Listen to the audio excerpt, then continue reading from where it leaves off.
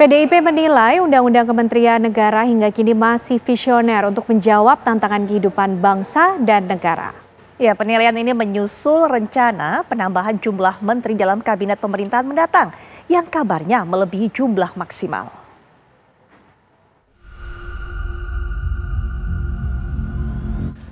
Meski Presiden terpilih Prabowo Subianto baru akan dilantik Oktober mendatang, namun wacana kabinet pemerintahannya mendatang sudah ramai jadi pembahasan. Dengan alasan menjawab tantangan terkini, kabinet pemerintahan Prabowo nanti akan berjumlah 38 atau bahkan sampai 40 menteri.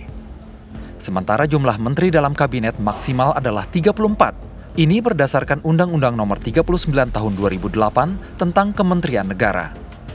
Spekulasi akan ada revisi undang-undang ini pun bergulir.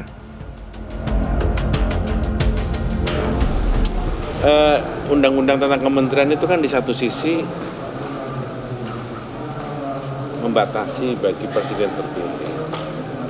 Sementara presiden terpilih dalam 5 tahun kepemimpinan yang akan datang punya tantangan dan punya policy yang berbeda. Apakah nomenklaturnya akan diubah, ditambah atau digantikan, itu saya tidak tahu. Tapi masalahnya nomenklatur dari pemerintahan itu selalu berbeda dan tantangan programnya juga berbeda. Itu yang menyebabkan saya kira hampir di setiap kementerian dulu dari Ibu Mega ke Pak SBY juga ada penambahan atau ada perubahan. Dari Pak SBY ke Pak Jokowi juga ada perubahan. Dan apakah dari Pak Jokowi ke Pak Prabowo juga ada perubahan, itu yang saya belum. Tapi karena setiap presiden punya masalah dan tantangan yang berbeda. Itu yang kemudian menurut saya undang-undang kementerian itu harusnya bersifat fleksibel, tidak terpaku pada jumlah dan nomenklatur. Berarti ada dorongan untuk revisi itu dari Gerindra? Ya, mungkin revisi itu dimungkinkan. Tapi sebelum PDIP menanggapi. Menurut PDIP, jumlah maksimal 34 menteri yang diatur Undang-Undang Kementerian Negara hingga saat ini masih relevan, belum perlu direvisi.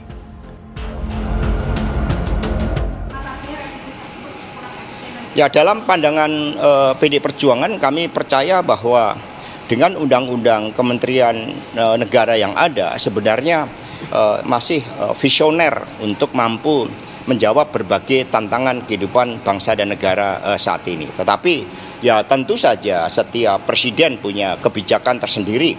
Zaman Ibu Megawati Soekarno Putri antara Kementerian Perdagangan dan Perindustrian dijadikan satu.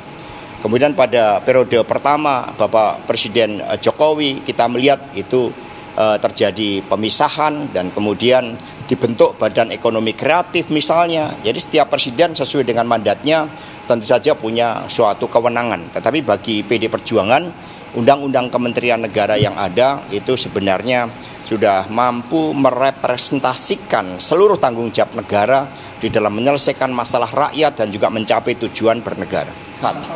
Bahwa seluruh desain dari Kementerian Negara itu kan bertujuan untuk mencapai tujuan bernegara, bukan untuk mengakomodasikan seluruh kekuatan politik. Ini yang harus dibedakan. Dari Jakarta, tim TV One mengabarkan.